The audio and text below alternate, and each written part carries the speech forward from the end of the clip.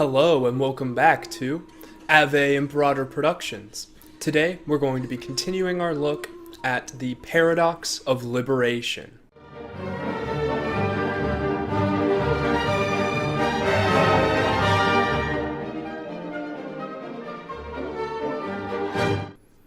So, in most cases, the liberation movement tends to be almost inevitable, especially in a post-colonial sense. The native people are really only held back by specific sorts of mentalities and by pre-modern concepts and trappings of a small number of elites and a small number of foreign troops. This leads to the near inevitable collapse of the colonial regime and the rise of nationalism to supplant the old ways. This may not have been totally understood at the time, as many of these groups did not really believe that they were going to be immediately successful, and sort of created a scramble for victory after their initial conquest of the regime. This sets up many problems for those who started the movement with the intention of mobilizing a national secular regime. Because the national secularists, such as Nehru, such as Ben-Gurion, and as some of the FLN earliest contributors, had access to these foreign concepts, which were modern tools for creating a mass movement, they had a bit of an edge over their competition, and they saw the reactionary and the traditional and religious forces which they needed to overcome to institute their ideal society as backwards and as fading into the past, which in some sense is certainly true.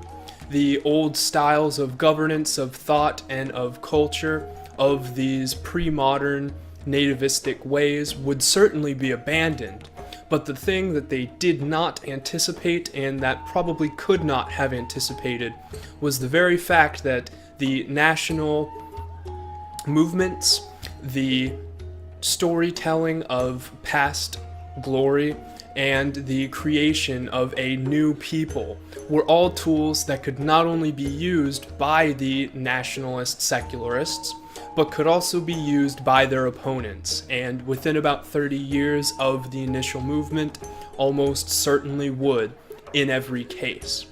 This is feeding into one of the concepts that we've talked about with mass movements previously, and that is interchangeability.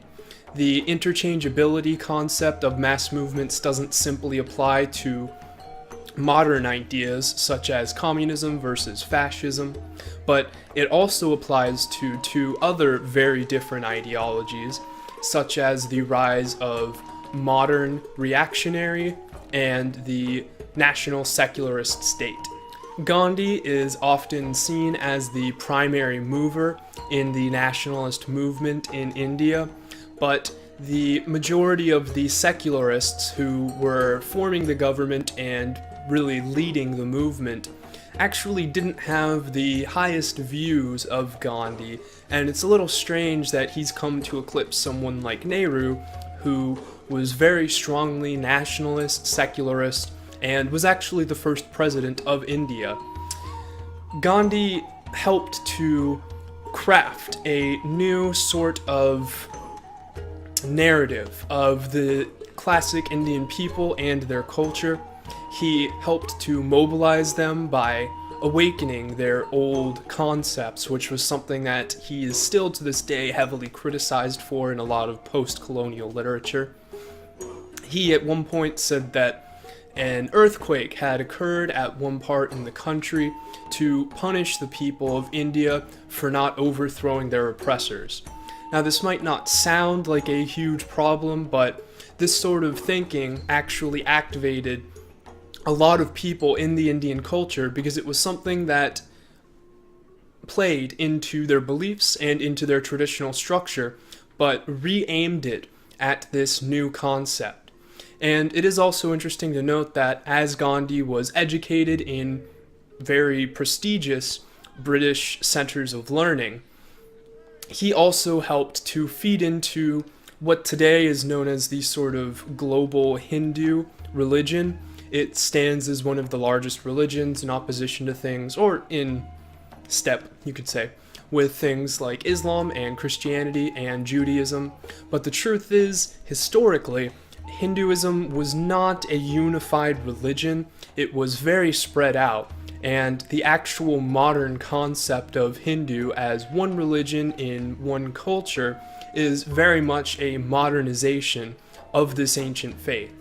This is one of the interesting ways that the reactionary forces can actually take the traditional culture and spin it into a unifying cultural religious phenomenon and make it seem to the people who appreciate that culture that it's the same thing, when in reality it is not.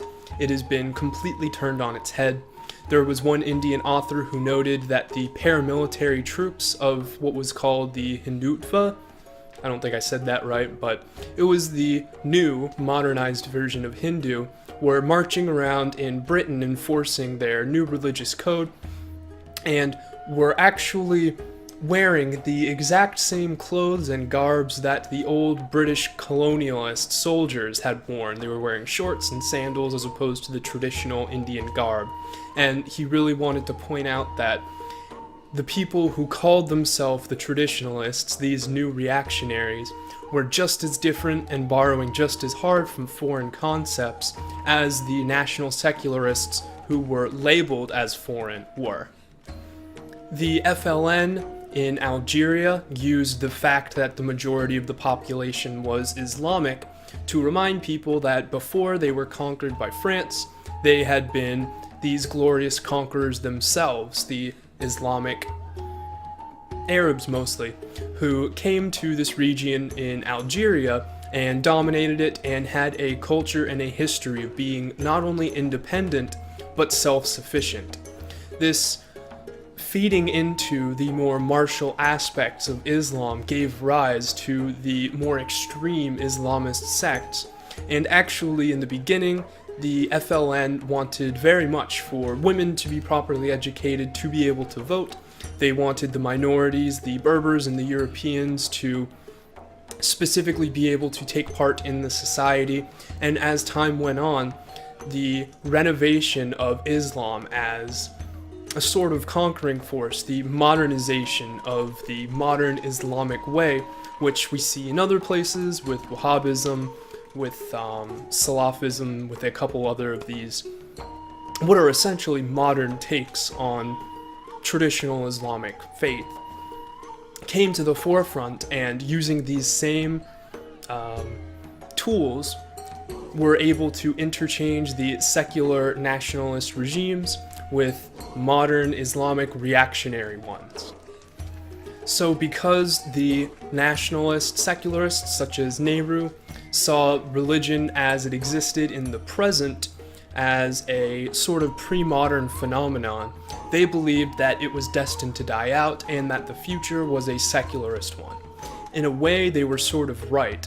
What they couldn't have predicted was the fact that these reactionary forces would have picked up the very tools that these secularists used to start these national uprisings and use them against the secularists themselves.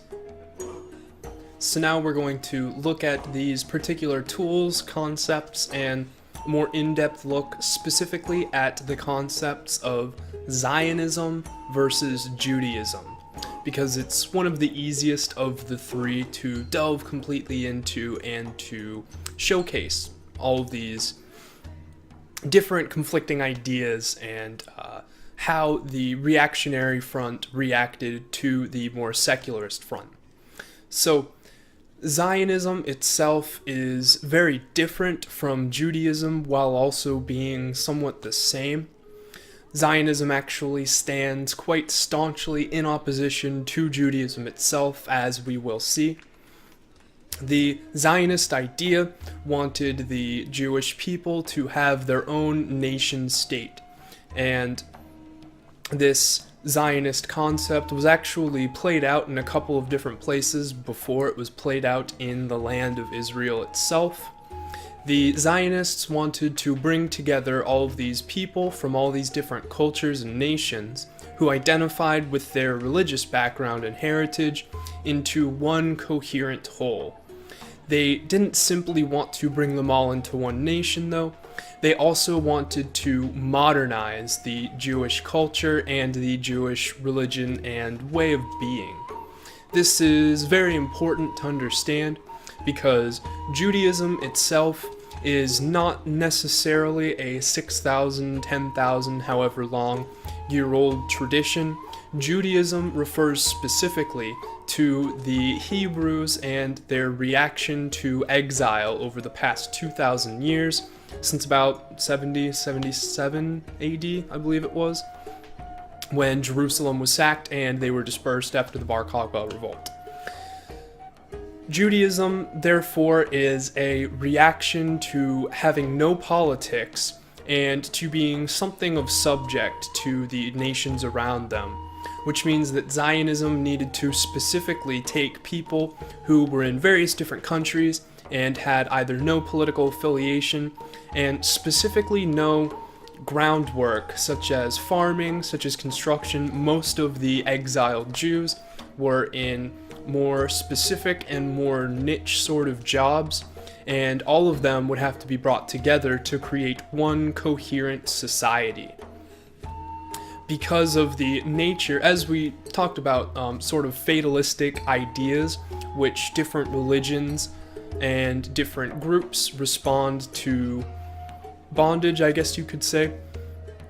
They tend to get these ideas that that's the way it is and that's what they need to be.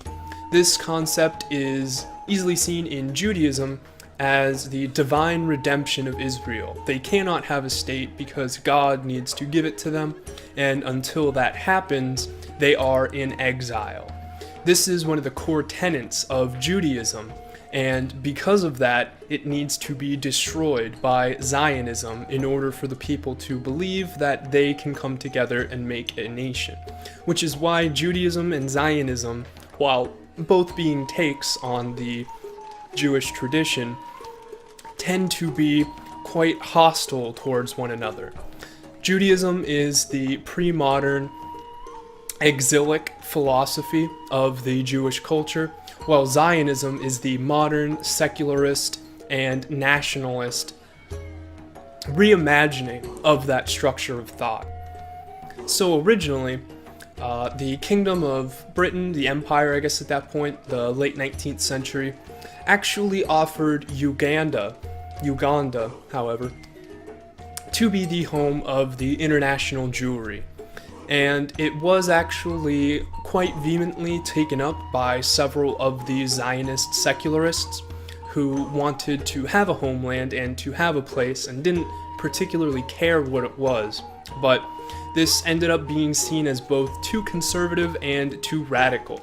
Too conservative in the sense that if Jews were going to have a state, it should be Israel, and too radical in the sense that, according to the exile Judaism, they shouldn't have a state at all. This wasn't the uniting factor that the Zionists wanted, and so they actually came to adopt the sense that they needed to get specifically Israel. And this was actually seen as a very bad idea by a multitude of people. They thought that if you wanted to destroy the pre-modern Judaism and replace it with the modern concept of the secularist Zionism, you couldn't do it in the land that the Jews themselves had been worshipping in exile for 2,000 years. This would actually become a huge problem and would lead to a very different sort of revival. The Zionists did not like the Judaists. They actually came up with a lot of very bad and negative concepts and stereotypes in the early 20th century to brand the old Judaists as, and to show that the Zionist man was not only a more real and a more accurate depiction of the classical Hebrew who had his own state, who had soldiers, who had all of these things, and should have supplanted the Judaists instead. This sort of shows, when I referenced earlier, the recreation of past stories and of mythic tales. The Zionists created an entirely new concept of being Jewish, which totally ignored any possible good thing that could have come from the exilic Judaism. This creation of a new Zionist person would in part be successful, but also in equal part be completely unsuccessful. As we see looking today, there are a lot more extremely religious and reactionary forces at work in Israel than there are the old secularists. The secularists that created the state would nary have believed that it would have become the sort of religio-ethno state that it is today, because that's not what they were actively attempting to do, and yet it is. And that comes back to the contradiction between wanting to destroy a people and wanting to create a people. In some sense, they were actually successful at both of these objects. They did destroy a lot of the old exilic ideas, at least for the people who came to Israel, but they also created a new modern reaction, especially in the case of the ultra-Orthodox. There isn't a lot of proof that too many people lived in this sort of ultra-Orthodox concept, especially in exile, but it became much more recognizable once the concept of redefining the history through the new land of Israel became a tool used by the secular Zionists in their nationalist struggle.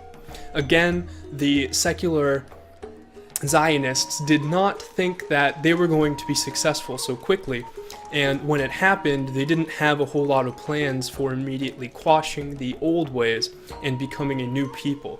And in the end, the transformation to a new people came not from the secularists, who were perceived as an outside group, but from the ultra-Orthodox and from the reactionaries, who were able to weave a more concise and subtle form of past storytelling, national fervor, and new citizenship. Alright, thank you very much for watching. I hope that you enjoyed.